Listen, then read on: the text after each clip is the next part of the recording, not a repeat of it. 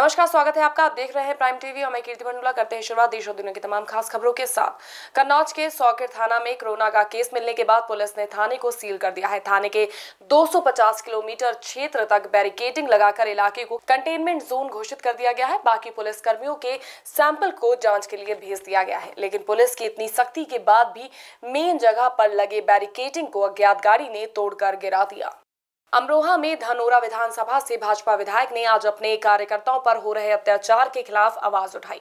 उत्पीड़न की शिकायत पर विधायक ने डीएम के साथ एक बैठक की। बैठक में विधायक ने अधिकारियों को चेतावनी देते हुए कहा कि किसी भी कार्यकर्ता का उत्पीड़न सहन नहीं किया जाएगा। इस पूरे मामले में डीएम ने आरोपियों के ऊपर कड़ी कार्रवाई करने की बात कही है। क्या मामला था? कार्यकर्ताओं की आज कुछ समस्याएं थी, उसको लेकर हम जिलाधिकारी से मिले, जिसको पिछले काफ़ी समय से नहीं सुना जा रहा था और कार्यकर्ताओं का उत्पीड़न हो रहा था। बार बार कहने के बाद भी जिलाधिकारी और अनधिकारी नहीं सुन रहे थे। तो इस उत्पीड़न किसी भी स्थिति में बर्दाश्त नहीं होगा और कार्यकर्ता का काम होना चाहिए, उसको मान सम्मान। और फिर हमारा कार्यकर्ता ठीक है, कोई गलत काम नहीं कर रहा है, वो सारे ठीक काम कर रहे हैं। हम ठीक के लिए यहाँ पर आवाज़ उठाने के लिए हैं, अपनी बात कहने के लिए है। बस ये हमारा आज का उद्देश्य था कि क्षेत्र में शांति व्यवस्था के साथ सारे काम हो और सभी को सम्मान मिलना चाहिए।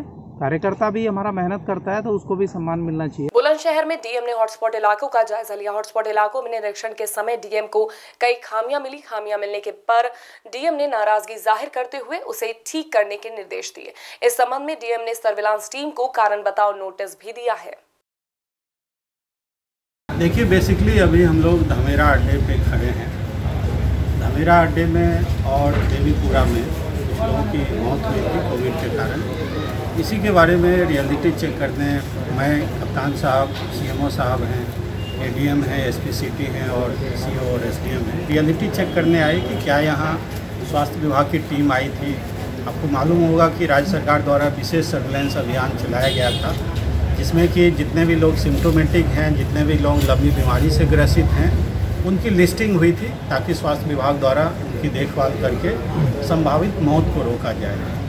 अब चूँकि यहाँ पे 3 मौत हुई है तो इसलिए रियलिटी चेक किया गया और आप लोगों ने देखा यहाँ टीम आई थी, स्वास्थ्य जांच भी की और प्रतिरोधक क्षमता बढ़ाने वाली होम्योपैथिक दवाइयाँ भी दी गई। प्रदेश में बढ़ते अपराधों पर अमरोहा में कांग्रेसी कार्यकर्ताओं ने बीजेपी पर जमकर निशाना साधा। कांग्रेसी कार्यकर्ताओं ने सरकार के खिलाफ अनोखे तरीके से प्रदर्शन किया।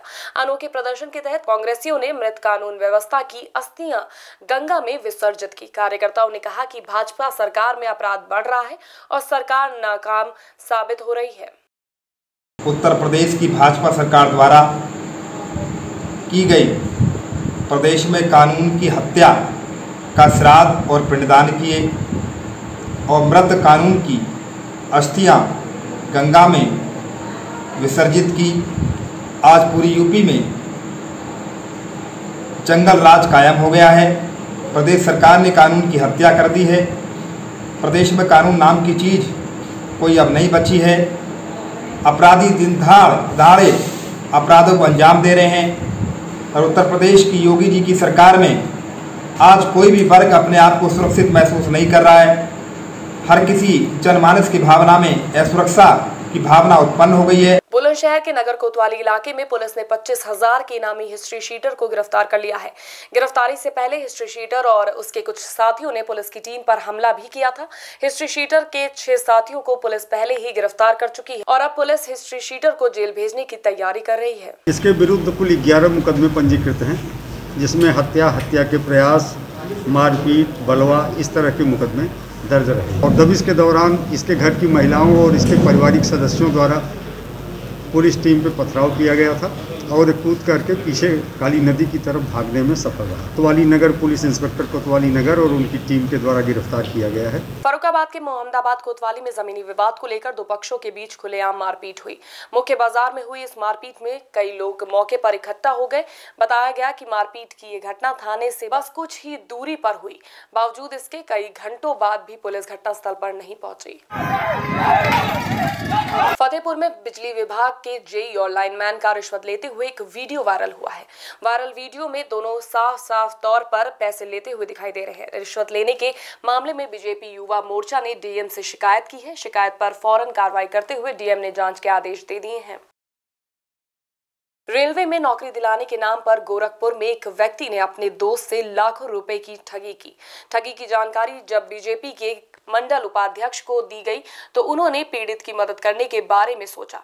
डूबा पैसा वापस पाकर पीड़ित युवक ने खुशी जाहिर की और पीड़ित ने मंडल उपाध्यक्ष की भी खूब तारीफ की। प्रमोद चौरसिया मेरे जो मित्र हैं 1,72,000 रुपया नौकरी रेलवे विभाग में नौकरी लगवाने के लिए थे कि मेरा जुगाड़ है, लेकिन जब 1 महीना बीत गया और मेरा पैसा वापस नहीं दिए तो मैंने कई सम्मानित व्यक्तियों के सामने गया, सबसे कहा, थाने पर गया, लेकिन उनके एक मामा जो खसराहा थाने पर एसओ हैं उनके दबाव से मेरा कहीं पर सुनवाई नहीं हो रहा था।